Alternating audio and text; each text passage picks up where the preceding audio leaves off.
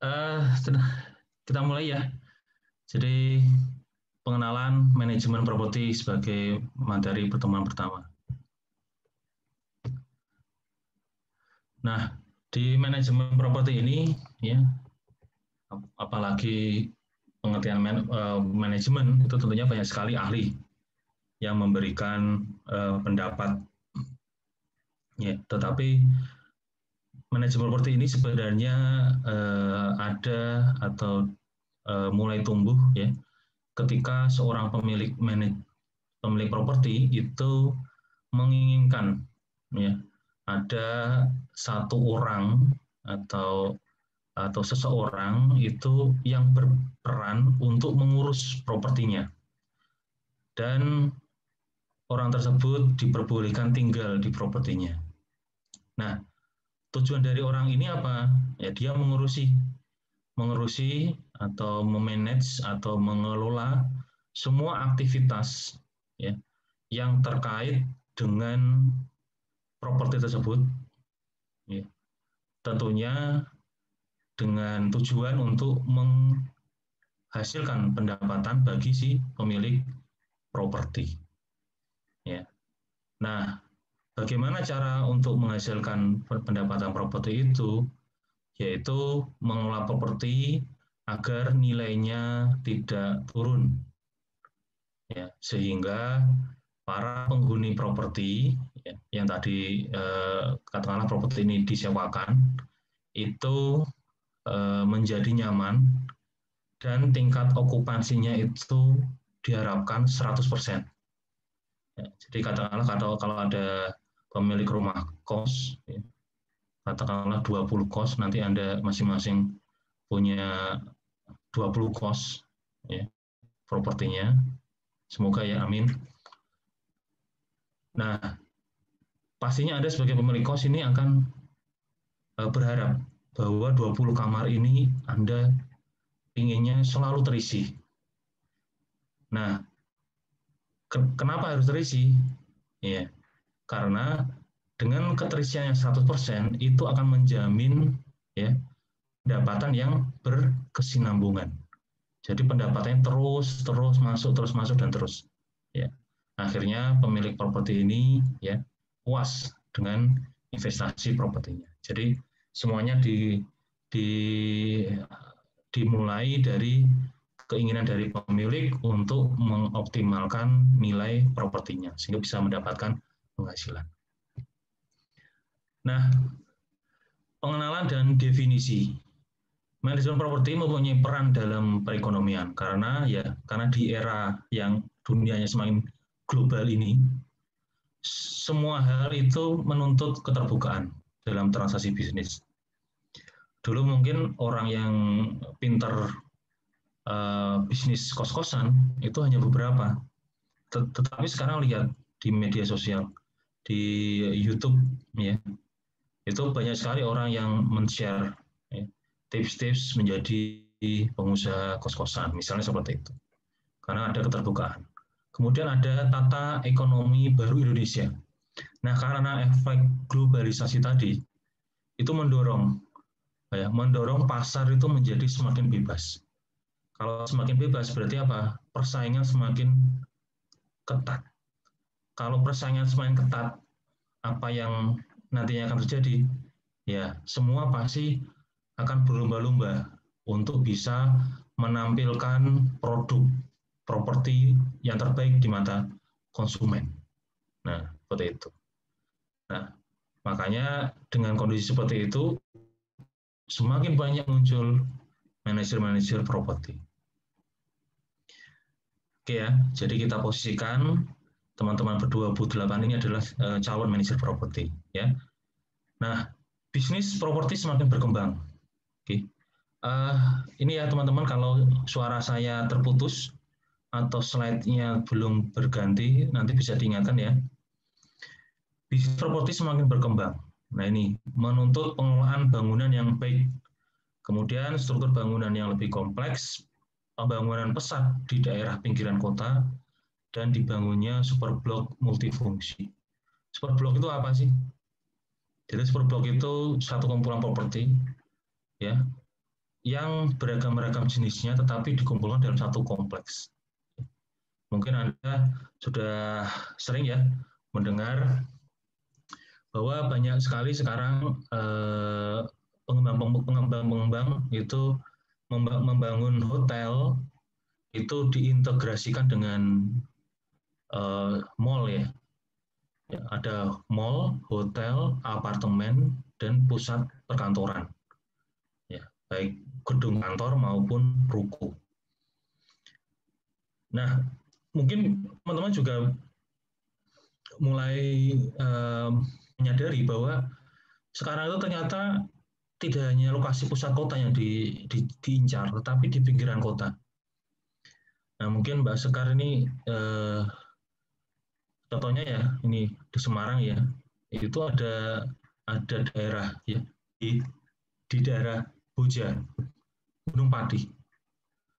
Boja Gunung Pati itu kalau di Semarang itu daerah yang perkembangan kotanya itu belum sepesat ya, di pusat kota yang di daerah Simpang 5 dan seterusnya. Bahkan kalau mau mencapai ke sana itu butuh mungkin lebih dari 30 menit. Ya, jaraknya antara pusat kota dengan areal tadi. Tetapi ya ini juga saya sambil mengajak Anda teman-teman ya untuk sharing. Kalau ada pameran properti ya, tolong didatengin. Gak apa-apa, istilahnya teman-teman datang ke sana itu nggak usah baper. Maksudnya baper itu, wah kalau saya beli, kalau saya dikasih brosurnya, nanti saya harus ngomong apa, ya. Nanti saya dikasih brosurnya, saya harus ngomong apa. Nggak apa-apa, kasih brosur, ya. Mbak, mohon maaf ya, ini saya masih ya lihat dulu, ya. Saya mau carikan buat orang tua, udah gitu aja. Kumpulin semua brosur, nanti akan terbiasa Anda untuk melihat ya properti mana yang memiliki potensi untuk kenaikan nilai untuk beberapa tahun ke depan, mana yang masih harus menunggu sampai 20 tahun lagi untuk bisa berkembang. Nah, di daerah Gunung Pati itu sekarang ternyata ada pengembang besar, ya pengembang level nasional, ya, membuka perumahan di sana. Bukan pusat perumahan, bukan pusat kotanya yang dicari, tapi dari sisi dari sisi view alam, dari suasana desanya yang dijual. Ya. Karena orang-orang kota sekarang sudah banyak yang stres, ya, dengan kesibukan sepanjang hari. Ya, inginnya pulang itu ya istirahat, ya. Kalau sore itu mendengar ada kumpulan burung berkicau sore dan pagi hari, maka ingin itu. Nah itu sekarang itu akhirnya apa? Semuanya sudah berkembang, dimanapun bisa dibuat sebagai bisnis properti. Makanya ini akan mendukung praktek manajemen properti yang lebih masif. Nah, ini banyak definisi manajemen ya dari berbagai ahli. Silakan dibaca saja. Ya. Nah, ini ada satu teori terkait dengan manajemen. Anda nanti belajar dari SMA, mungkin sudah pernah ya, atau belum ya? Kalau di kurikulum saya dulu, saya belum belajar manajemen di SMA, tapi mungkin Anda sudah. Sampai nanti Anda S3, itu satu teori yang pasti terkait dengan manajemen itu adalah seperti ini.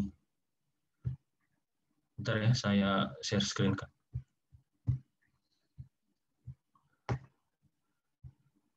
Oke. Nah, ini rumus dari manajemen itu selalu berupa siklus ini, yaitu siklus POAC. Ya. Kita mulai dari perencanaan, terus pengorganisasian, kemudian pelaksanaan atau actuating, kemudian controlling, ya, kontrol atau evaluasi. Nah, Anda nanti bisa buktikan, Anda belajar di manajemen apapun, pasti basicnya pasti seperti ini, termasuk manajemen properti. Ya, Anda ingin belajar manajemen keuangan, larinya seperti ini juga, POAC.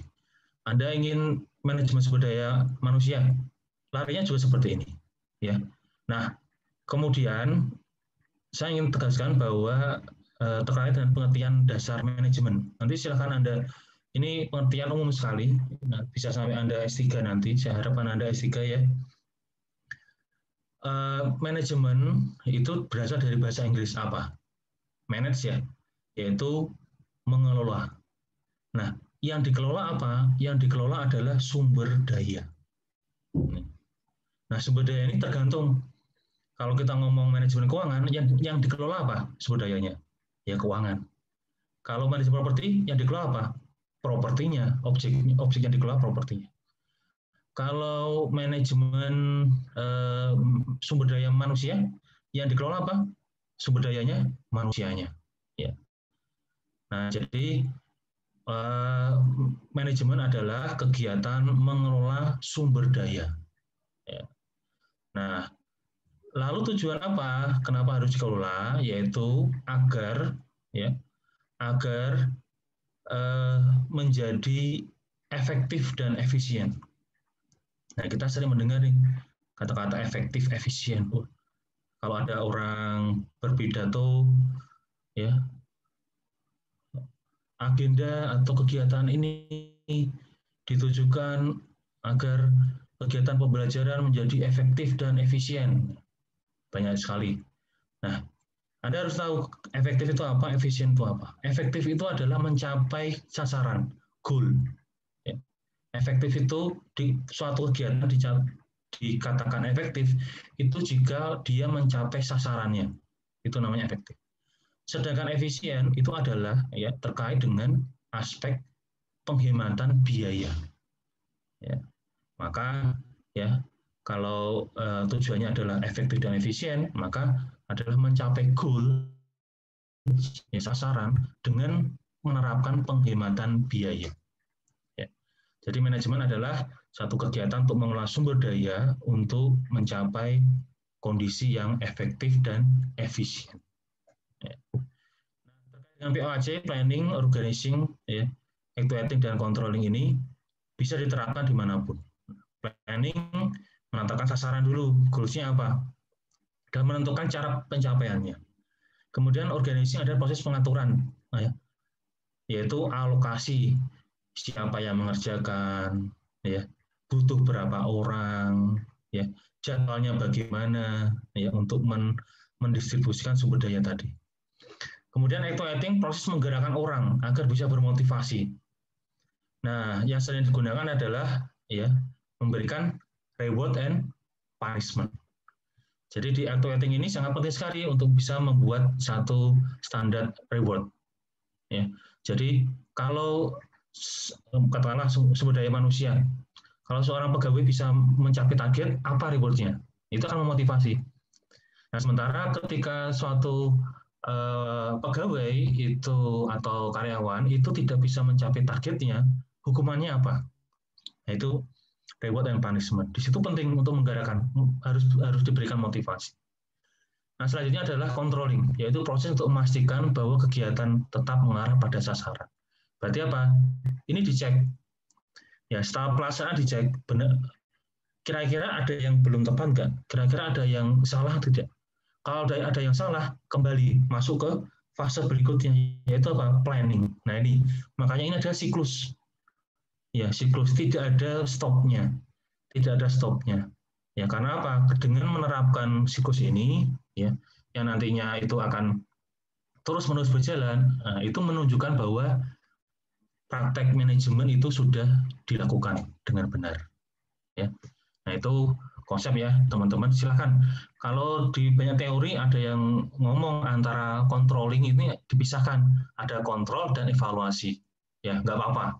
Yang namanya ahli kan, karena mereka sudah sangat berkompeten di bidangnya, mereka bisa menyampaikan pendapat. Tapi intinya POAC ini, dimanapun. Intinya kalau teman-teman belajar manajemen, pasti larinya ke POAC. Ya. Oke. Kita kembali ke slide. Nah, ini tadi. Nah, ini kalau menurut ahli ya, istilahnya terkait dengan tahapan tadi itu bisa diuraikan ya menjadi beberapa versi ya. Nah, kalau ini ada 5. Silahkan nanti dipelajari lagi. Nah sekarang tujuan organisasi, ya karena apa? Karena kita nanti ya dalam belajar manajemen properti ini rata-rata itu pemilik properti ya yang memerlukan keahlian manajemen itu biasanya bentuknya adalah organisasi atau badan. Nah, sebelum melajari pemilik properti yang berupa badan atau perusahaan ini, maka kita harus tahu tujuan organisasi itu apa. Yang pertama adalah menciptakan keuntungan. Ya, wajar ya. Semua orang semua organisasi itu pasti ingin rata-rata sebagian besar itu ingin menciptakan keuntungan atau pendapatan.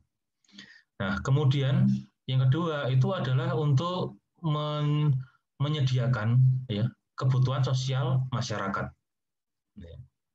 Kemudian yang tiga itu untuk survive, untuk bertahan hidup. Nah, mungkin teman-teman bertanya, organisasi apa ini?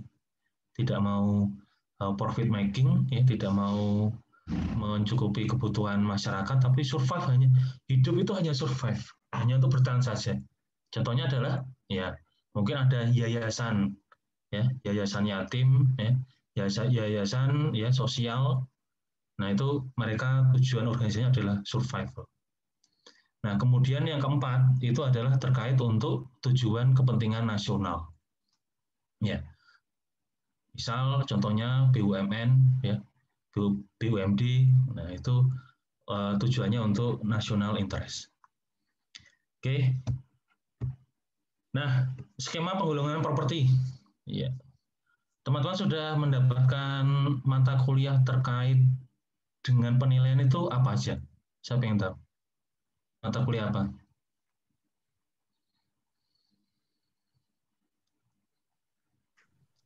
Pengantar penilaian properti, Pak. Pengantar penilaian properti. Oke. Ada yang lain mata kuliahnya?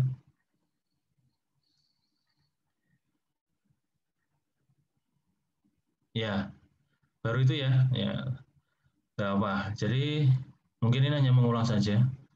Kalau properti ya bisa dibedakan antara properti yang basisnya itu pembagiannya itu berdasarkan kemampuan dari properti untuk menghasilkan dan wujudnya.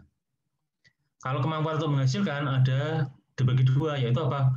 Komersial properti dan non komersial properti. Kalau komersial properti apa intinya? Dia harus bisa menghasilkan pendapatan bagi pemilik. Misal apa? Gampangnya kos-kosan, ya, ruko, ya, kemudian toko, ya, hotel dan seterusnya.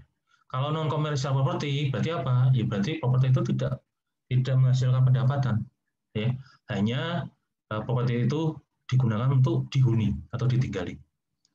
Nah, selanjutnya properti berdasarkan wujudnya ada yang berwujud, tidak berwujud, dan berupa surat-surat berharga. Ya, kalau yang berwujud ada real property, ada personal property. Kalau real property ya ini adalah berupa tanah dan bangunan. Kalau personal property itu lebih pada properti yang menempel pada real property.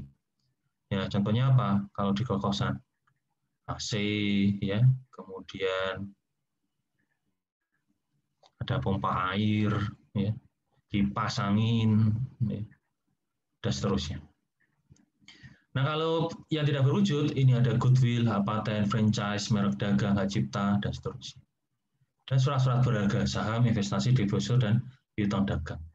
Nah, mungkin teman-teman di kurikulum untuk D3 penilai ini nanti akan banyak fokus di penilaian properti, ini yang utama, sembari belajar penilaian bisnis. Ya. Oke, nah klasifikasi real property. Nah, mata kuliah manajemen properti nanti kita akan fokus ya ke dalam real property saja.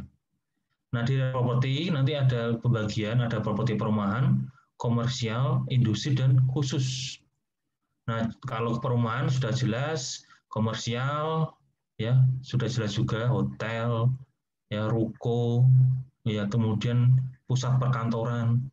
Kalau industri itu pabrik, ya. Kalau properti khusus itu adalah seperti terminal, bandar udara, pelabuhan, rumah sakit, itu properti khusus. Nah, nanti kita akan belajar praktek-praktek di 4 klasifikasi ini setelah UTS. Jadi sebelum UTS, sebelum UTS ini nanti banyak materi itu adalah konsep-konsep dasar. Nah, setelah UTS nanti kita akan terapkan konsep dasar itu ke masing-masing properti ini. Nah, kalau sudah nanti praktek ya, kita praktek atau kita khususkan pembahasan di tiap properti ini, nanti teman-teman akan tahu perbedaannya. Karena manajemen properti untuk properti perumahan itu berbeda dengan manajemen properti yang diterapkan di properti komersial. Berikut juga dengan yang lain. Nah, sekarang definisi manajemen properti. Secara umum manajemen properti dapat diterjemahkan sebagai yang pertama ya manage ya, pengelolaan harta kekayaan atau suatu cabang usaha real estate yang meliputi penyewaan, pengawasan, penagihan sewa, perawatan dan pengelolaan real estate untuk pihak lain. Oke. Nah, coba lihat teman-teman di pengertian kedua. Di situ kalau terkait dengan bangunan itu tidak ada istilah terkait dengan pembangunan. Jadi pembangunan properti tidak ada di dalam istilah manajemen properti. Ya, karena apa? Manajemen properti itu biasanya diterapkan atau lazimnya itu setelah pemilik membangun properti, nah barulah tenaga atau keahlian manajemen ini diterapkan. Jadi kalau pembangunan properti baru itu urusannya pemilik, ya nanti di sana ada kontraktor, ya ada mandor dan seterusnya. Nah setelah properti itu jadi, barulah manajer properti ini masuk dan menerapkan praktek-praktek manajemen. Kuncinya di situ. Nah ini pengertian manajemen properti banyak sekali, silakan dibaca. Ya. Kalaupun nanti ada kuis disuruh nulis ya pengertian berbagai ahli, nah teman-teman tinggal menyalin ya. Ya itulah salah satu fleksibilitas yang Anda temui di PJJ. Nah, makanya kalau sudah fleksibel seperti ini, harusnya konsep pelajarannya harus bisa Anda serapi semua. Oke, ini semua terkait dengan definisi, ya. Tapi intinya adalah manajemen properti adalah tugas sekelompok orang atau organisasi dengan tujuan mengelola, ya, manage harta kekayaan yang terbatas untuk barang berwujud, dalam hal ini properti yang dimiliki oleh perorangan, dimiliki oleh pemilik properti, atau perusahaan atau organisasi tadi yang mempunyai 4 tujuan tadi, ya, untuk mencapai tujuan yang telah ditentukan. Nah, selanjutnya profesi manajer properti. Nah, manajer properti ini adalah orang yang mengelola atau mengendalikan operasional sebuah gedung atau bangunan. Pekerjaan seorang manajer properti beragam, mulai dari negosiasi soal pengisian gedung, tagihan bulanan, tata ruang dan tata lampu, iklan dan promosi, mengurus satpam dan lainnya. Pekerjaan besar dan kecil menyatu dalam satu kamar dan satu kepala yang bernama manajer properti. Jadi setelah bangunan itu jadi, dengan properti itu jadi, nah tugas properti ini adalah ya nanti akan melihat, menganalisis kira-kira dengan properti seperti ini investasi apa yang harus dilakukan. Nah, kalau sudah tahu ya, oh ini bisa digunakan untuk usaha kos-kosan misal. Kos-kosannya untuk segmen apa? Ya, manajer properti harus melakukan analisis pasar. Nah, ditentukan kos-kosan ini cocoknya untuk siapa sih?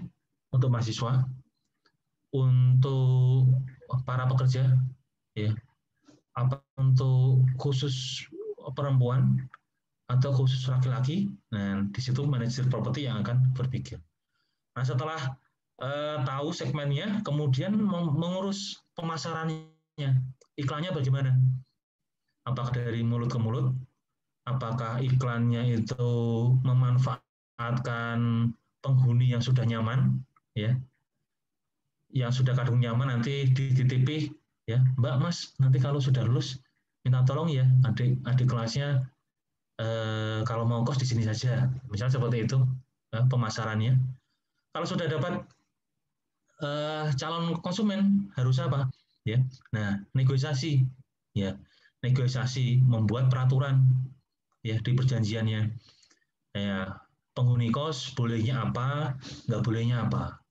Nah, kalau penghuni kos sudah masuk, ya nagih sewanya, ya karena keterlambatan penagihan sewa itu akan menjadi faktor ya negatif ya bagi manajer properti di mata pemilik. Ya, berarti harus bisa menagih. Cara menagihnya bagaimana? Ya, nah itu harus dipikirkan. Sampai perawatan ya untuk bisa mempertahankan nilai dari suatu properti.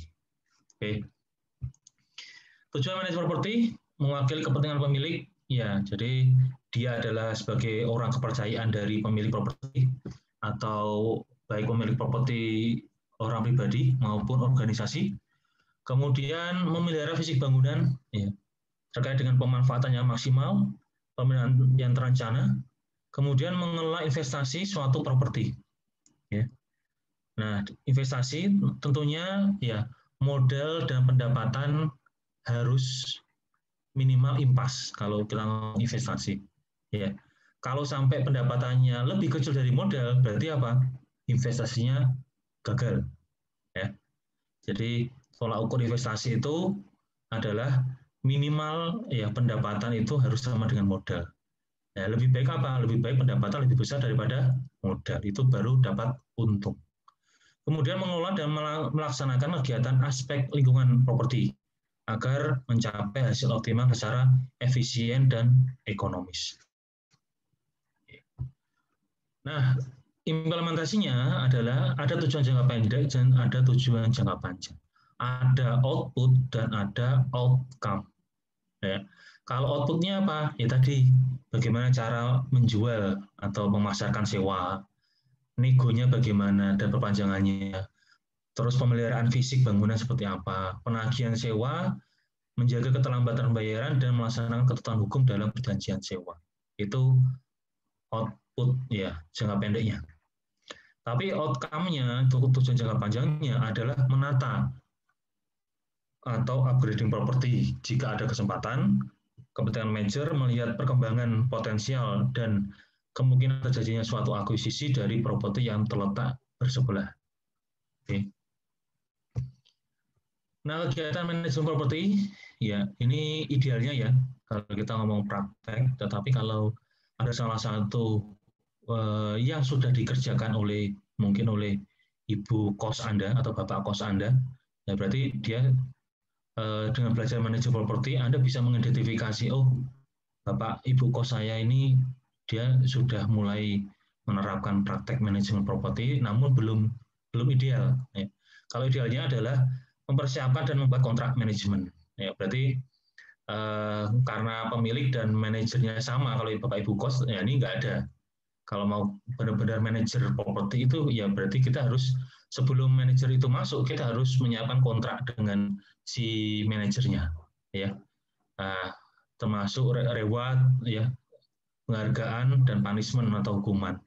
Misal kalau ada kondisi pendapatannya turun terus selama 3 bulan terakhir, nah nanti ada opsi untuk mengakhiri kontrak kerjasama. Kemudian menyusun rencana dan pengambil alihan manajemen dari sebuah properti.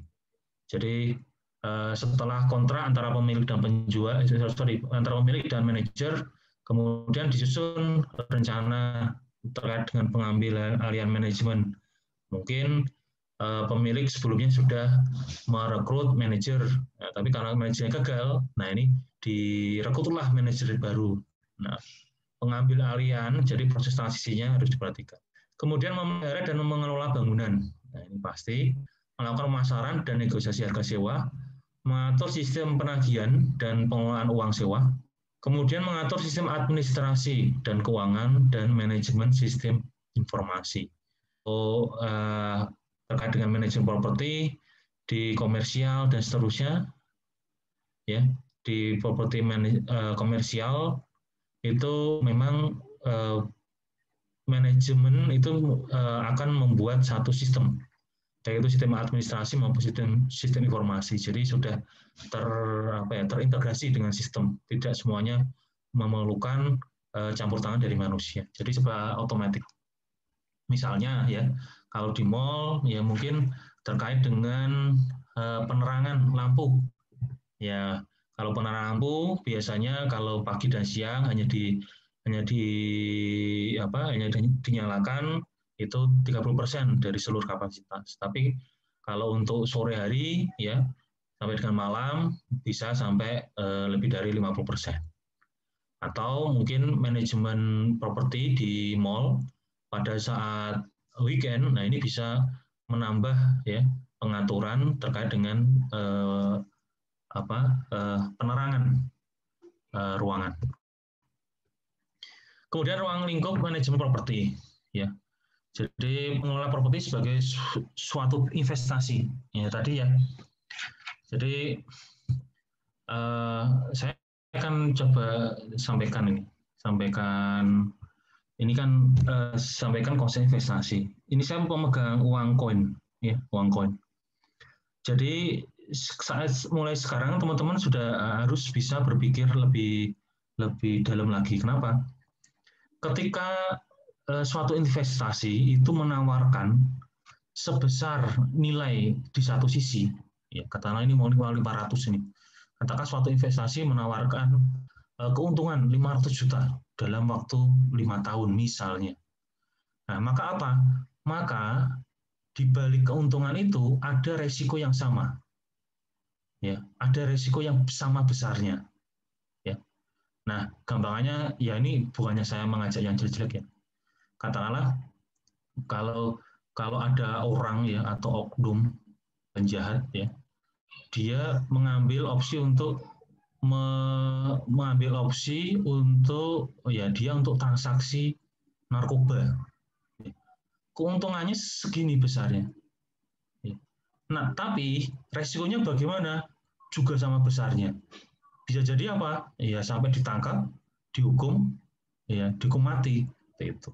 Jadi konsep investasi itu makanya ketika Anda mendapatkan tawaran investasi, ya ketika wah ini untungnya besar nih. Nah, tapi Anda harus dengan belajar manajemen properti, dengan belajar Anda di D3 spesialisasi nilai PBB ini, Anda juga harus mitigasi bahwa resikonya itu juga sebesar itu.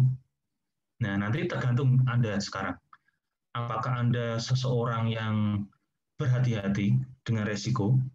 Apakah Anda seorang yang berani mengambil resiko? Nah, itu tergantung dari masing-masing diri ya, teman-teman sekalian. Kalau Anda ingin suka dengan kondisi mengambil resiko, Anda ambil. Tetapi dalam menjalani investasi tadi, hati-hati, ada risiko di baliknya yang sama besar. Itu konsepnya investasi. Ya. Nah, sekarang yang kedua, ruang lingkupnya adalah mengelola properti sebagai bisnis atau usaha. Ya, berarti kalau di bisnis ini, berarti nantinya properti ini harus menghasilkan pendapatan yang berkesinambungan, ya terus-menerus. Nah, dijadikan bisnis, ya dijadikan bisnis. Makanya teman-teman ya kalau memang posisinya, dan saya yakin teman-teman pasti ada yang sudah jualan online ya, sudah biasa ya, mungkin jual sepatu atau jual pernak-pernik ya dan seterusnya. Kalau Anda ingin menjadikan itu sebagai bisnis, ya berarti Anda harus mengelola dan memastikan agar bisnis itu bisa menghasilkan pendapatan bagi Anda secara kontinu, secara terus-menerus. Itu artinya bisnis. Ya. Nah, kemudian mengelola properti kaitannya dengan pajak dan asuransi. Nah, kenapa ada pajak dan asuransi? Karena apa? Kalau Anda melakukan manajemen, ya apalagi di perusahaan dan seterusnya, jangan tepikan yang namanya pajak. Karena apa? Sekarang kalau orang berusaha itu harus paham dengan aturan pajak. Kalau mereka tidak paham, efeknya apa? Efeknya adalah semakin banyak kesalahan dalam pelaporan pajak. Kalau semakin banyak kesalahan dalam pelaporan pajak, di belakang nanti, ya pasti otoritas pajak akan menagih. Tagihannya tidak hanya pokok plus sanksi, ya. Dan ini tidak sesuai dengan prinsip manajemen. Karena apa? Prinsip manajemen tadi tujuannya apa? Efisien kan? Nah, menjadi tidak efisien ini. Dan asuransi, kenapa asuransi itu penting? Ya.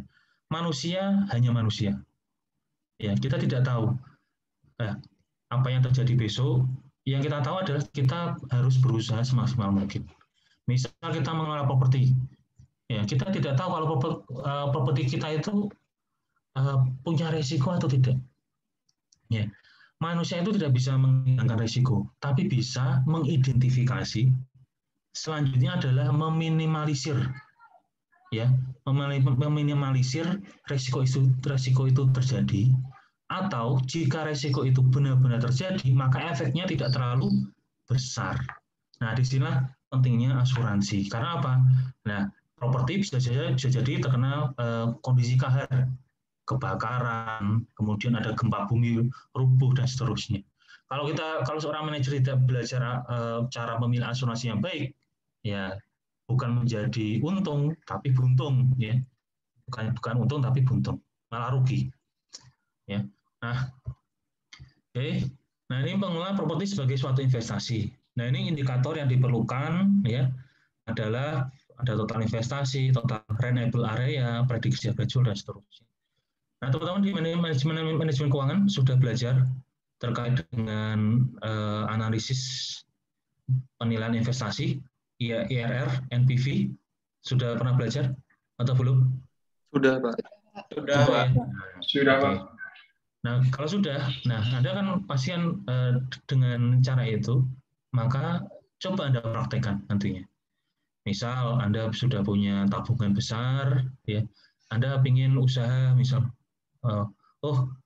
rumah orang tua saya di pinggir jalan besar nih, ya, dan ramai, ya. Ini kalau saya belajar manajemen properti, bisa ini saya kelola propertinya sebagai suatu investasi.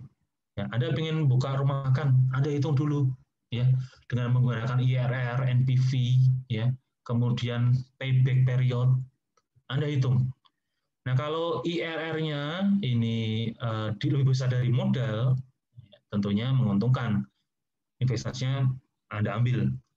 Kemudian jika NPV-nya lebih besar daripada modal, ya, itu juga harus Anda ambil. Kemudian payback periode pengembalian ternyata lebih singkat.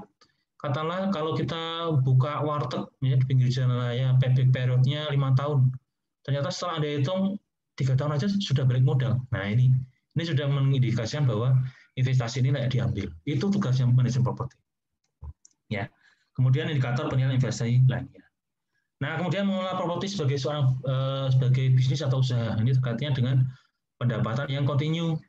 Ya, berarti harus memasarkan untuk memperoleh penawaran terbaik, menagih sewa dan biaya pelayanan, memelihara properti, mengelola keuangan, memonitor nilai properti, melengkapi sarana fasilitas, memahami pentingnya komunikasi dan informasi. Kalau terkait dengan pajak, ya, meneliti kewajaran nilai objek pajak. Ya, makanya seorang manajer properti itu sedikit banyak harus tahu terkait dengan penilaian properti. Ya, harus sedikit banyak tahu dengan penilaian properti. Nah, kemudian meneliti aspek legalitas yang berhubungan dengan kepemilikan atau penguasaan properti. Ya, ini juga harus dilakukan ketika seorang manajer properti menerima tawaran dari pemilik. Dicek dulu legalitasnya. Jangan sampai setelah menerima tawaran sebagai manajer properti, ternyata legalitas propertinya ya jelek, ya. Misal ternyata tanahnya dalam sengketa. Ini juga akan menjadi bumerang bagi seorang manajer. Bisa jadi segala upaya untuk memberikan atau menghasilkan pendapatan bagi pemilik, semuanya sirna. Karena apa? Karena setiap tahun harus berurusan dengan sengketa hukum.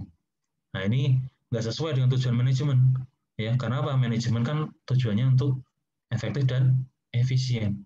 Kalau setiap saat berurusan dengan sengketa hukum, ya tentunya ada cost yang harus dikeluarkan, menjadi tidak efisien, ya, teman-teman. Kemudian monitor peraturan terkait dengan pajak. Ya, ini harus dimonitor. Kalau ada perubahan, harus segera menyesuaikan. Kalau tidak, kita bisa mendapat teguran dari otoritas pajak, ya bisa sampai dengan sanksi. Nah, kemudian ada keringanan pajak. Nah, ini juga harus update juga. Karena apa? Semua opsi yang menuju ke efektivitasan dan efisiensi tadi itu harus diambil oleh manajer. Nah, ketika ada opsi keringanan pajak, berarti apa? Nah, berarti kan efisien. Ini akan menambah pendapatan pemilik. Ini harus diambil. Nah, makanya manajer properti harus tahu terkait dengan pajak dan aturannya. Kemudian ada asuransi kebakaran. Nah, ini juga tadi terkait dengan kondisi kahar, mitigasi risiko, kemudian terkait dengan polis asuransi dan penutupan asuransi jika diperlukan. Nah, peranan manajer properti adalah bagian dari aktivitas manajemen yang berhubungan dengan pengelolaan real estate, bangunan gedung, real estate, dan industrial estate. Tentu merupakan hal yang sangat penting agar fungsi dan tujuan dari properti tersebut sesuai dengan rencana. Manajer properti sendiri adalah bagaimana kita melakukan pengelolaan properti secara tepat dengan maksud agar dapat memelihara kondisi properti sesuai dengan speknya sehingga fungsi dari properti tersebut dapat dipertahankan sebagaimana mestinya. Ya. Pemeliharaan ini bisa termasuk pemeliharaan bangunan, ya, dan seterusnya. Karena apa? Dengan kita membiarkan satu kerusakan, ya, kecil, nah ini nanti kalau di konsep pemeliharaan bangunan, dia akan men-trigger atau dia akan menjadi awal mula dari kerusakan yang lebih besar. Nah, maka jika ada kerusakan kecil, itu sebisa mungkin manajer properti itu harus segera melakukan perbaikan. Jangan sampai kerusakan kecil dibiarkan, kemudian itu akan mendorong kerusakan yang lebih besar. Kalau kerusakan yang besar, justru cost-nya akan lebih besar juga. Maka nanti tidak akan efisien. Ya, tidak akan efisien. Nah, tugas manajemen properti, ya, yang pertama mengawasi kepentingan kepemilikan properti, negosiasi penyewaan, mengatur perawatan fisik dan pelaksanaan perjanjian sewa, mempertimbangkan bagi upgrading, mengetahui kesempatan pengembangan, memenuhi kewajiban hukum dan sosial dari pemiliknya. Ya. Saya rasa ini pengulangan ya dari slide sebelumnya. Nah, ini juga sama terkait dengan pengembangan bisnis, terkait dengan pengembangan sebagai suatu investasi, dan mengelola properti sebagai suatu bisnis. Nah, fungsi manajemen properti. Nah, kalau tadi berupa uraian ya, uraian kata-kata. Nah, ini kalau mau konsepnya mau dikelompokkan menjadi sub-bagian manajemen. Nah, ini apa yang dilakukan oleh tugas manajemen properti tadi itu bisa dimasukkan ke dalam 5 hal ini. Jadi yang dilakukan atau fungsi dari manajemen properti yang pertama adalah manajemen penyewaan. Bagaimana membuat perjanjian sewa dengan calon penyewa, mengawal sewa, ya, kemudian menagih. Kemudian terkait dengan manajemen perawatan, berarti perawatan bangunan, ya, apakah apa pekerjaan yang bisa dilakukan harian, sapu, ngepel, ya. Kemudian servis berkala juga harus diperhatikan, ya. Servis berkala misal AC-nya, ya, itu diservis berapa bulan sekali. Nah, kalau prakteknya lebih besar lagi, mungkin di properti komersial ya, berupa mall ya, kapan harus servis lift ya, kapan harus servis genset, kapan harus servis AC ya, dan seterusnya. Nah, makanya tadi diperlukan juga sistem informasi. Nah, sistem informasi ini bisa dimasukkan untuk kepentingan ya sebagai pengingat servis berkala ini kapan harus dilakukan. Kemudian juga terkait dengan manajemen keuangan, terkait dengan keseimbangan budget atau anggaran. Berapa pendapatan yang masuk dari penyewa, berapa yang harus dikeluarkan terkait dengan pemeliharaan bangunan. Nah, di sini manajemen properti juga mengurus kondisi tersebut. Kemudian manajemen investasi.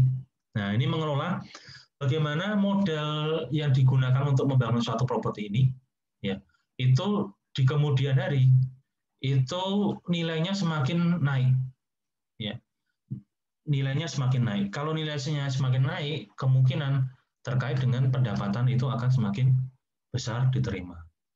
Kemudian terkait dengan manajemen sosial.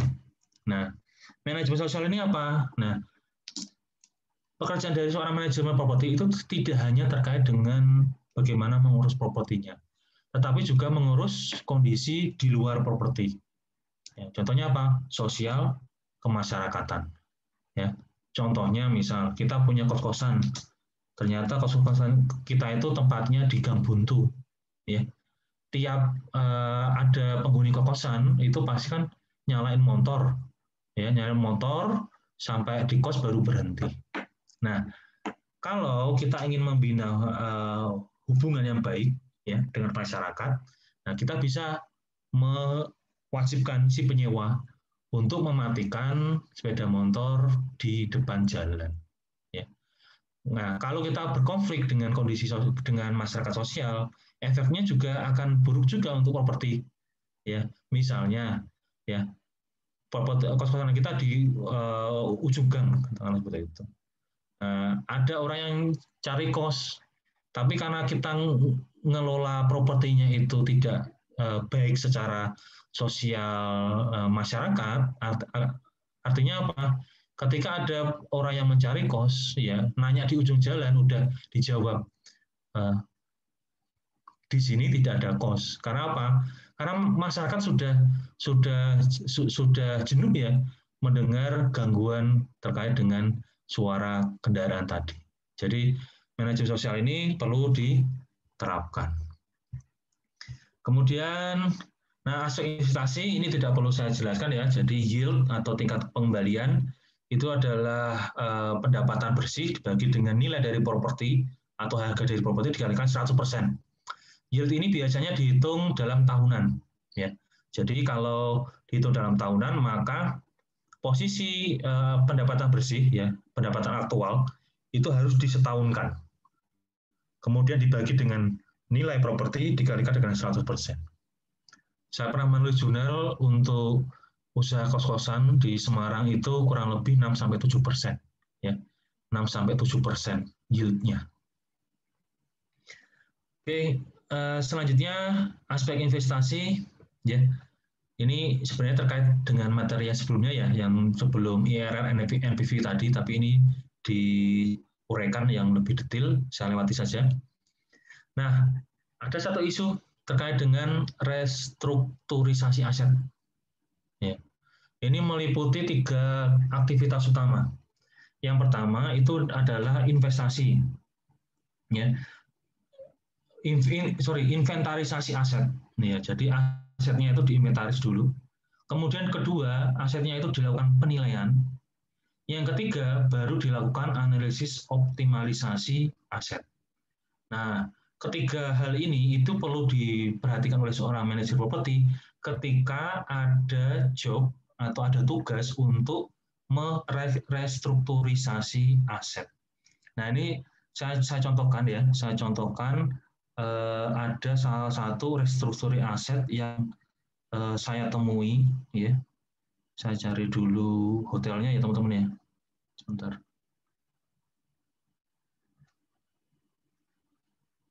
Nah, jadi kalau di Semarang itu ya, ini saya kebetulan pernah menginap di sana dengan anak istri ya, karena saya ingin membuktikan ya manajemen properti terkait dengan restrukturisasi aset itu seperti apa.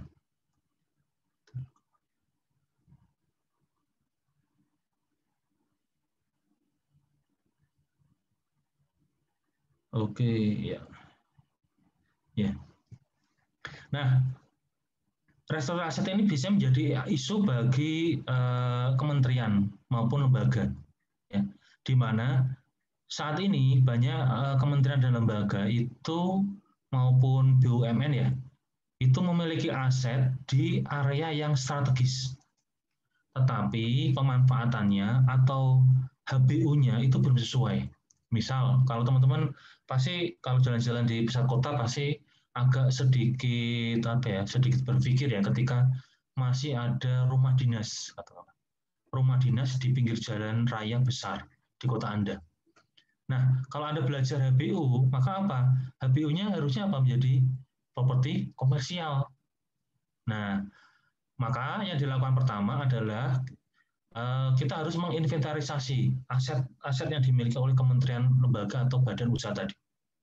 Nah, setelah diinventarisasi, lalu cara selanjutnya adalah melakukan penilaian aset. Ya, penilaian aset. Katakanlah tadi ada rumah dinas di pinggir jalan yang besar di kota Anda. Nilainya 1 miliar. Ya, 1 miliar.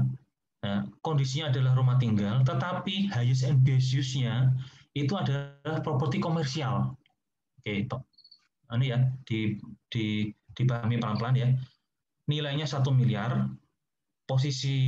kondisi wujudnya adalah rumah tinggal, tetapi highest and best use-nya itu adalah properti komersial, katakanlah hotel.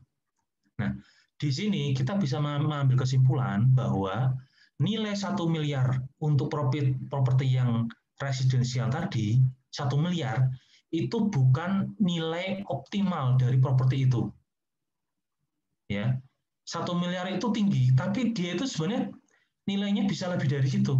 Asal apa? Asal diubah fungsinya dari yang tadi rumah dinas, dipugar atau dirubuhkan, diubah menjadi kawasan komersial, hotel, ruko, dan seterusnya. Nah, itu cara memaknai highest and best use seperti itu. Ya. Nah, selanjutnya setelah tahu bahwa highest and best use-nya itu adalah sebagai hotel, lalu dilakukan analisis optimalisasi aset, lakukan penilaian investasi. Kira-kira ya, kalau ini dibangun sebagai hotel, segmen hotelnya apa, ya, wisatawan atau para pekerja yang sedang tugas. Nah, nanti hasil pendapatnya bagaimana? Nah, ini saya contohkan ya, ada tanah kosong, nggak usah, tanah kosong atau area kosong di belakang kantor, di belakang kantor Pegadaian Semarang di daerah Depok. Dulunya itu hanya kantor, di belakangnya itu tanah kosong. Nah, dengan melakukan restori aset, sekarang apa yang terjadi? Ya, Perum Pegadaian membangun hotel, ya. Membangun hotel di belakang kantor, tapi masih ada akses ya, akses jalan di pinggir, jadi tanahnya itu ngantong. Ya, nah kalau sudah dibangun sebagai hotel, maka apa? Nah, asetnya bisa optimal. Ya, area depan dijadikan sebagai kantor, area belakang dijadikan sebagai hotel. Ya, akhirnya apa? Tujuan dari manajemen properti berhasil. Yaitu apa? Masuk menjadi efektif dan efisien. Efektif sesuai dengan goal-nya, pendapatan yang besar, ya, dengan efisien mengefisiensikan biaya. Mungkin sebelumnya Perum Pegadaian ini harus membayar PBB atas tanah kosong di belakangnya. Ya, atas tanah kosong di belakangnya, yang mungkin PBB-nya bisa sampai puluhan juta. Ya, tetapi karena Perum Pegadaian tidak punya sumber pendapatan lain selain dari usaha pegadaian, itu terasa berat. Nah, tetapi ketika di belakangnya itu diubah menjadi hotel, ada pendapatan baru yang muncul. Akhirnya bisa menutup pembayaran PBB dan seterusnya. Nah, itulah yang namanya restrukturisasi aset. Dan ini sedang kejar-kejarnya diminta oleh Bu Sri Mulyani ya, Ibu Menteri Keuangan, untuk diterapkan untuk seluruh kementerian lembaga. Kemudian perkembangan profesi manajemen properti, ya ini sering disebut sebagai manajer properti, manajemen properti itu sendiri. Kemudian sering disebut sebagai manajemen gedung, dan dia juga disebut sebagai manajemen fasilitas. Nah, perkembangan profesi manajemen ini ada banyak sekali posisi asosiasi profesional yang menaungi para manajer. Kalau di penilai kan ada MAPI ya, kalau teman-teman lihat ya. Nah, kalau di manajer properti itu ada IREM, ada BUMA, NAR, NEE. Yang paling besar itu yang di BUMA. BUMA ini asosiasi paling besar untuk manajer properti di dunia. Ini basisnya di Amerika. Nah, organisasi asosiasi ini tentunya untuk mendukung profesi dari seorang manajer properti, nah ini mengeluarkan gelar, ya, gelar dan sertifikasi kompetensi, ya, antara lain CPM, terus AMO, CAM, dan CAPS. Jadi teman-teman mungkin pernah ya melihat brosur terkait dengan seminar ya melalui Zoom meeting. Nah, narasumbernya gelarnya panjang sekali ya. Ada Koma, SH, MM, CPM, AMO. Nah, yang gelar-gelar yang berupa sertifikasi itu biasanya sering digandingkan dengan gelar pendidikan. Karena apa?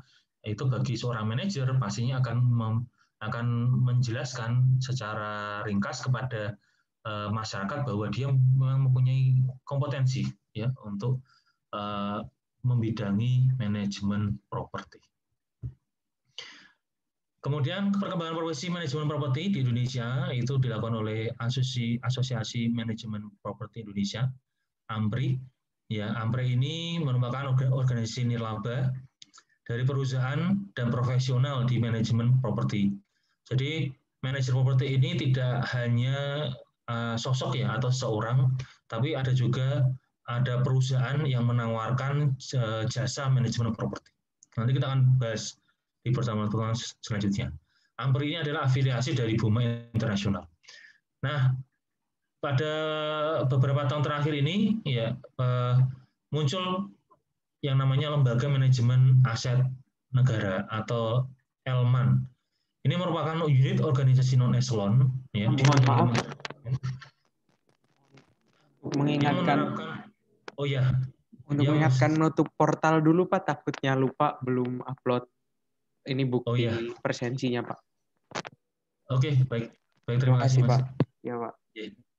Itu jadi mohon maaf ya karena tadi sudah saya nyatakan di depan. Kita mungkin akan lebih dari 2 SKS karena saya memberikan pengantar di depan dahulu. Nanti di pertemuan kedua, ketiga kita baru menyesuaikan dengan jadwal. Sebenarnya saya sendiri ada satu menu ya untuk dosen ya.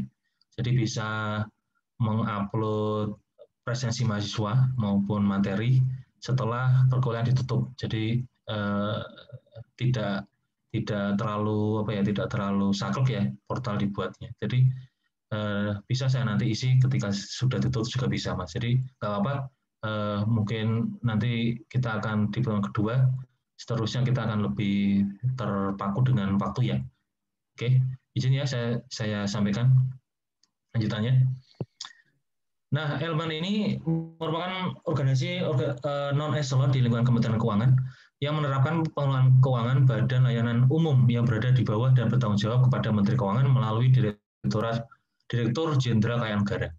Nah, silakan video pembelajarannya didengarkan ya, walaupun 4 jam ya, teman-teman.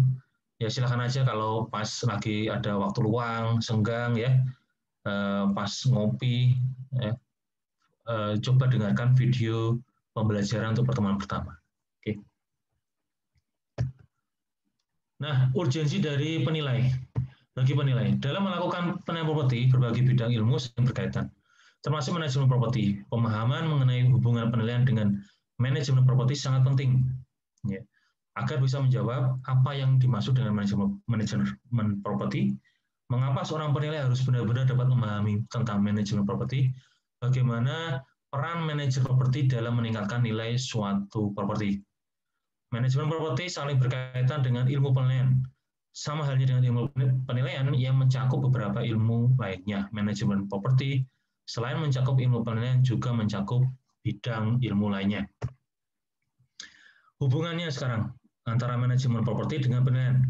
Manajemen properti adalah ilmu yang mengatur, memelihara, operasi, dan melaksanakan tujuan dari real properti, seperti tanah, bangunan residensial, ataupun bangunan komersial dari pemilik properti dengan maksud agar properti yang dimaksud dapat bermanfaat seoptimal mungkin. Penilaian properti adalah suatu proses perhitungan secara matematika dan kajian karakteristik dalam memberikan suatu estimasi dan pendapatan atas nilai ekonomis suatu properti, baik yang berwujud maupun tidak berwujud, berdasarkan hasil analisa terhadap fakta-fakta yang objektif dan relevan dengan menggunakan metode dan prinsip-prinsip penilaian yang berlaku. Hubungannya apa sih? Nah, ini hubungannya. Nilai ekonomis atau manfaat ekonomi dapat dioptimalkan dengan melakukan pengelolaan properti. Ya, berarti nilai ekonomis atau pendapatan itu bisa dimunculkan dari properti itu berkat adanya manajemen properti atau pengelolaan properti. Nah, dan dengan manajemen properti itu ya yang dilakukan itu maka dapat mempengaruhi nilainya. Ya. Jadi karena manfaat ekonomi yang muncul karena ada manajemen itu. Nah, kalau kita suatu properti manajemennya atas properti itu artinya apa? Artinya praktek manajemen itu mempengaruhi nilainya menjadi lebih tinggi. Kemudian pengetahuan akan ilmu penilaian dapat membantu seorang manajer properti dalam melakukan kegiatannya untuk mengoptimalisasi suatu properti, sedangkan pengetahuan akan manajemen properti dapat membantu seorang penilai dalam mengestimasi nilai dari suatu properti baik komersial maupun residensial. Nah, oke. Nah, untuk profesionalisme dalam manajemen properti, nah skill yang dibutuhkan oleh manajer properti tadi ada analisis ekonomi, ada analisis properti, ada analisis investasi, ada manajemen sendiri, ada hukum, ada analisis valuasi, ada penilaian, ada terkait dengan sipil ya, teknik sipil. Nah, ini skill-skill yang harus dimiliki oleh manajer properti. Oke, sebelum saya tutup, ya ini saya ingin menggambarkan posisi keterangan di sini. Oke ya. Nah, saya coba gambarkan kenapa manajer properti itu ketika prakteknya itu baik, maka dia akan membuat properti itu nilainya semakin naik ya karena kondisi demikian. Oke, saya membuat kurva ya teman-teman ya. Ya, bawah ya kecil ya. Yang sumbu Y ini adalah value. Sorry. Saya ulangi lagi. Sumbu Y ini value, sumbu X ini adalah tahun, year ya. Nah, sifat dari bangunan atau properti itu sendiri apa? Ya, ketika ya properti itu tidak dikelola dengan baik, maka nilainya akan semakin turun. Ya. Kenapa nilainya semakin turun? Ada yang tahu? Pendekatan biaya. Pendekatan biaya adalah menghitung RCN, reproduction cost-nya pada saat pembangunan pertama dikurangi dengan, ada yang tahu? Penyusutan. Penyusutan. Halo? Halo? RCN dikurangi dengan apa? Tes. Penyusutan, Pak.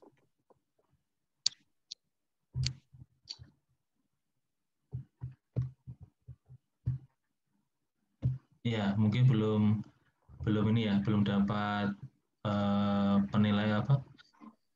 Materi penilaian properti ya, nggak apa-apa. Ya, mungkin kemarin masih menghafal ya. Nah, jadi kalau di konsep pendekatan biaya, berarti kita menghitung RCN.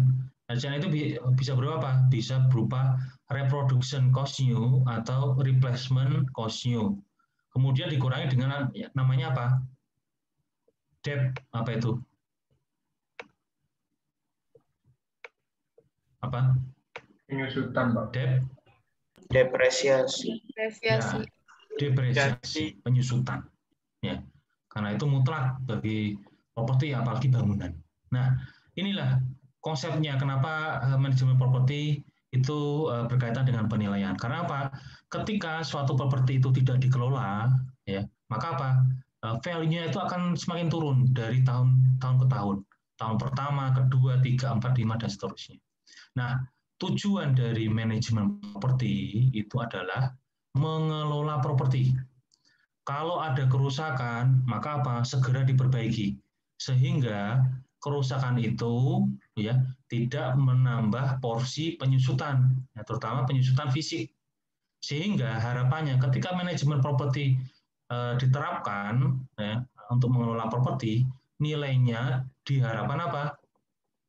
ya stabil, tidak turun. Ya.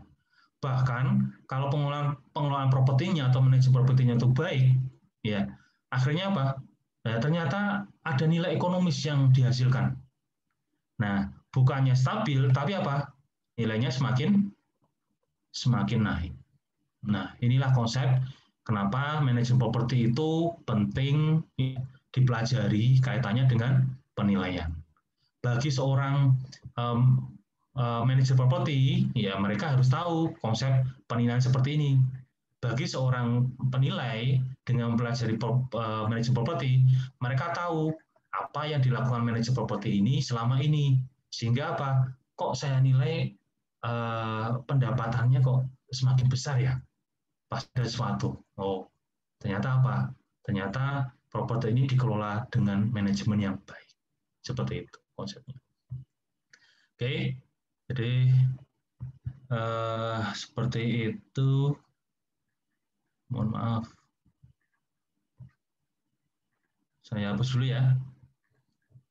Agak ribet nih kalau.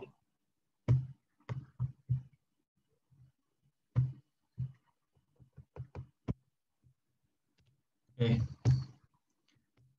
yang terakhir ya saya tutup ya dengan satu quote ya dari Bapak Presiden ya, Bapak Presiden ketiga Indonesia dari almarhum Bapak B.J. Habibie. Keberhasilan bukanlah milik orang pintar, namun keberhasilan itu adalah mereka ya, adalah milik mereka yang senantiasa berusaha. Ya. Jadi setiap manusia, saya sendiri pun pasti punya kekurangan, ya, kelebihan maupun kekurangan. Teman-teman jangan terlalu baper ya atau menjadi rendah diri terhadap satu kekurangan, ya. Karena apa? Ya kalau kita bisa berusaha untuk belajar dan terus belajar, kita bisa mengurangi atau menutup kekurangan kita, ya, sehingga keberhasilan bisa didapat. Saya sendiri dulu masuk STAN, saya tahu dengan kondisi saya.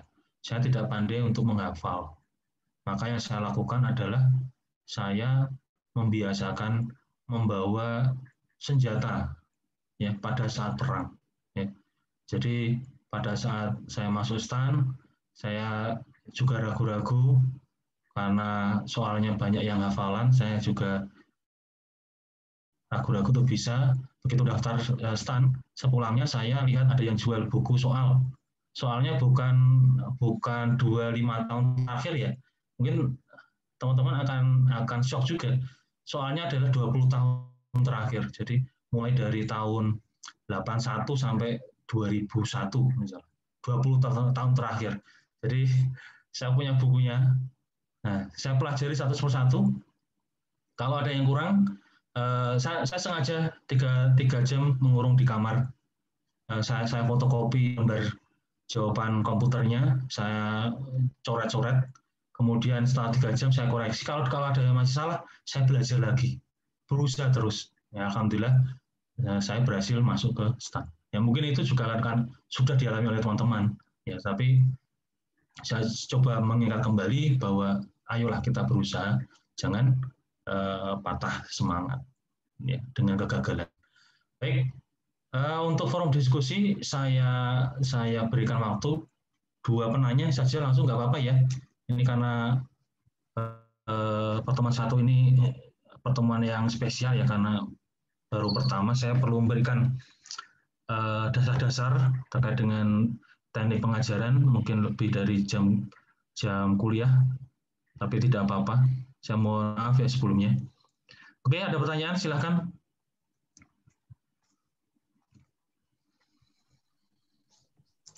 Izin bertanya, Pak. Ya. Ini dengan Mas siapa? Mohon maaf. Tidak terlihat. Gilang, Pak, absen 18. Oh, ya, Mas Gilang. Silakan Mas Gilang. Terkait simulasi poin 500 tadi, Pak. Apabila kita ditawari suatu properti yang memiliki profit tinggi, kan kita harus hati-hati gitu, Pak, karena ada resiko besar di balik itu ya, Pak ya.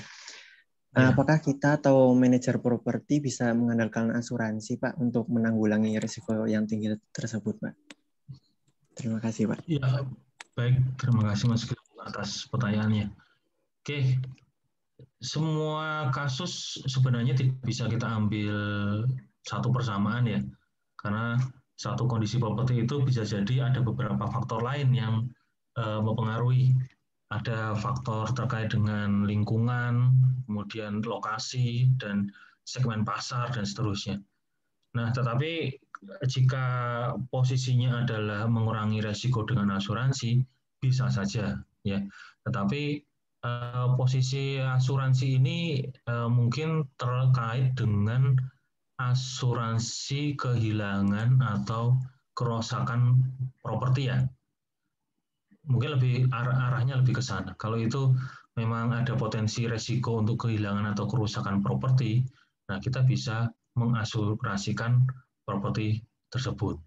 Tetapi memang kembali lagi, kan kita tadi kan membahas terkait dengan investasi ya, kalau di uang koin tadi ya.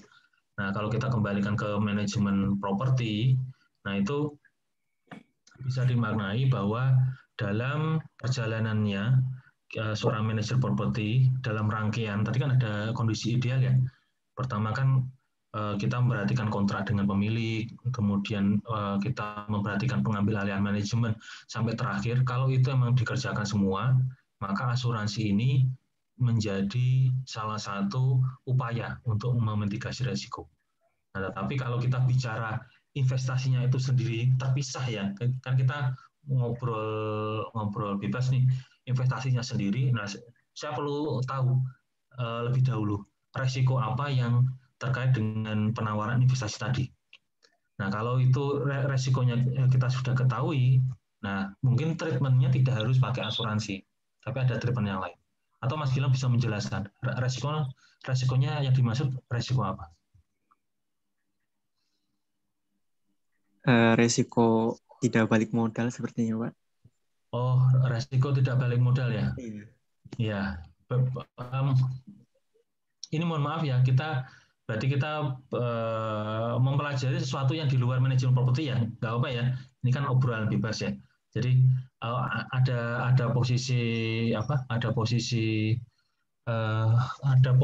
investasi, tapi karena ada semacam uang prestasi mungkin ya, uang prestasi dari penyedia investasi itu, akhirnya apa yang dijanjikan itu tidak bisa kita terima gitu ya Mas Gilang ya? Iya Pak. Ya, kalau memang seperti itu, kita coba ngobrol di luar manajemen properti, memang adalah pada posisi pembuatan perjanjian. Ya, jadi di posisi legalnya, kalau kita ngomongin tawaran properti itu. Kalau legalnya itu kita sudah tahu, ya, apa akibat ya. Pokoknya Mas, kalau terkait dengan properti, terkait dengan investasi ini, Anda harus lihat dulu posisi perjanjiannya. Kalau posisi perjanjiannya itu equal, ya, seimbang. Maksudnya apa? Jika si penyedia investasi ini bukan prestasi, maka apa sanksinya? Jika si pemberi investasi ini bukan prestasi atau ada pelanggaran, apa sanksinya? Nah, itu salah satu trik ya untuk bisa mengetahui bahwa perjanjian ini sudah tepat untuk investasi Anda. Tapi kalau investasi ini banyak poin-poin di perjanjian itu yang memberatkan pemberi investasi, kita sebagai investor, ya, sedangkan sedikit sekali kondisi penyedia investasi itu dilawan prestasi, nah ini Anda harus hati-hati. Jadi posisinya harus equal di perjanjiannya dahulu. Kalau ini nggak equal, nah pasti ada apa-apa. Anda coba telusuri lagi. Gitu ya Mas Gilang ya? Siap, terima kasih Pak. Ya, oke, nanti lain waktu kita sambung ya. Kalau nanti saya berikan tips untuk investasi, yang cowok kalau mau investasi saya sarankan kemana, yang cewek juga silakan investasi. Ya, mau investasi yang di sektor apa nanti saya share lagi. Oke, ada lagi pertanyaan? Satu pertanyaan lagi sebelum kita tutup. Izin bertanya Pak. Mas Ferdinand. Ya, silakan Mas Ferdinand. Gini Pak, tadi kan sebelumnya telah Bapak jelaskan kalau manajemen properti ini tidak dipakai gitu pada saat proses bangunan atau gedungnya gitu Pak. Ya. Pertanyaan saya Pak, apakah tidak mungkin manajemen properti ini dilibatkan gitu Pak dalam proses pembangunan agar fungsional bangunan itu dapat tercapai dengan efektif dan efisien Pak? Terima kasih Pak. Baik, terima kasih ya pertanyaan Mas Ferdinand. Ini juga kemarin di kelas lain juga ditanyakan pertanyaan serupa. Berarti memang teman-teman mahasiswa sana itu satu frekuensi ya. Satu frekuensi yang tinggi maksud saya untuk bisa memaknai. Jadi kondisi kenapa tidak dilibatkan dalam pembangunan? Karena kita kembali lagi ke konsep awal. Sebenarnya konsep awal manajemen properti ini muncul itu adalah si pemilik ini ingin memberikan satu tanggung jawab kepada satu orang, di mana orang itu yang selanjutnya akan mengelola propertinya. Nah, kondisi yang terjadi biasanya atau lazimnya seorang manajer properti ini masuk, itu posisinya itu bisa pertama setelah selesai bangun, atau kedua sudah ada manajer properti yang mengelola properti itu sebelumnya, tetapi dianggap fail atau gagal, sehingga si pemilik ini meminta manajer baru itu untuk mengurusi propertinya. Itu kondisi paling lazim terjadi. Nah, terkait apakah seorang manajer properti ini bisa dilibatkan dalam saat pembangunan, nah itu kondisinya ketika kita sebagai pemilik ini sudah memiliki dasar-dasar manajer properti, ini bisa dilibatkan. Tetapi kalau untuk meng-hire langsung biasanya sangat jarang. Karena apa? Karena posisinya beda. Tadi kan manajemen manage ya, to manage.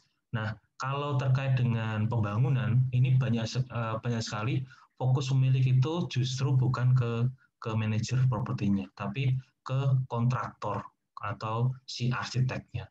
Karena apa? Karena posisinya bisa jadi sebelum bangunan dibangun, mungkin si pemilik ini sudah menyewa jasa manajemen properti, mungkin.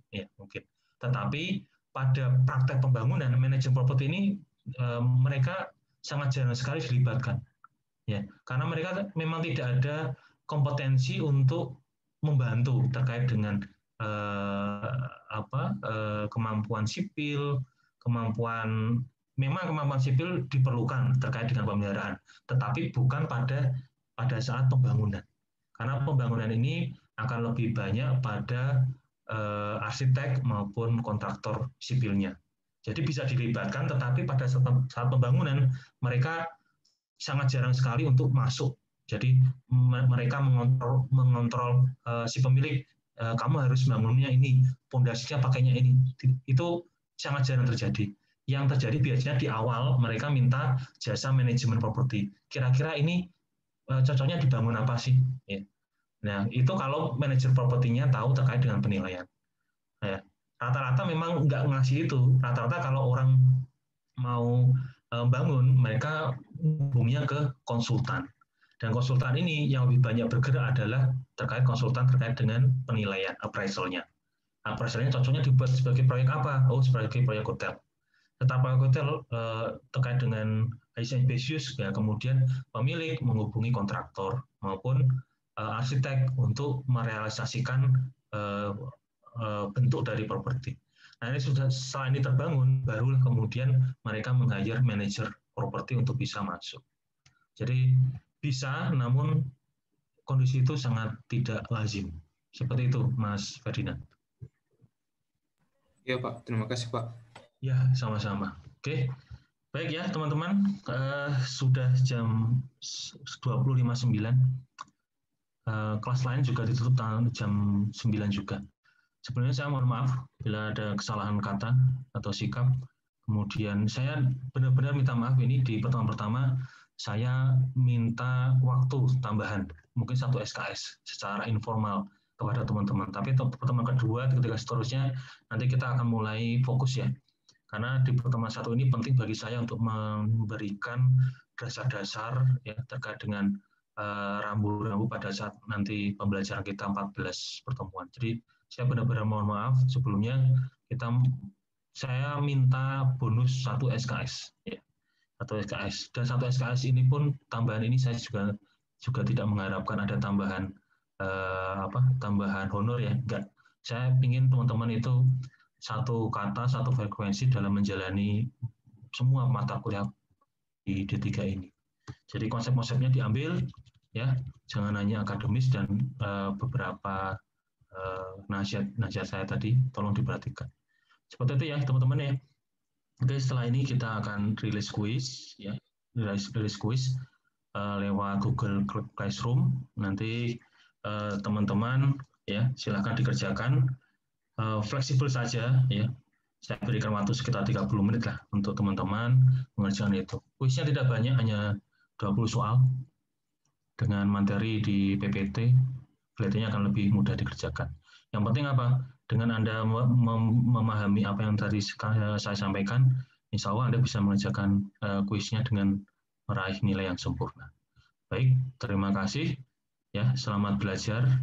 Saya tutup perkuliahan pada pertama-tama penyampaian materi ini. Insya Allah kita bertemu di pertemuan kedua. Baik, selamat malam.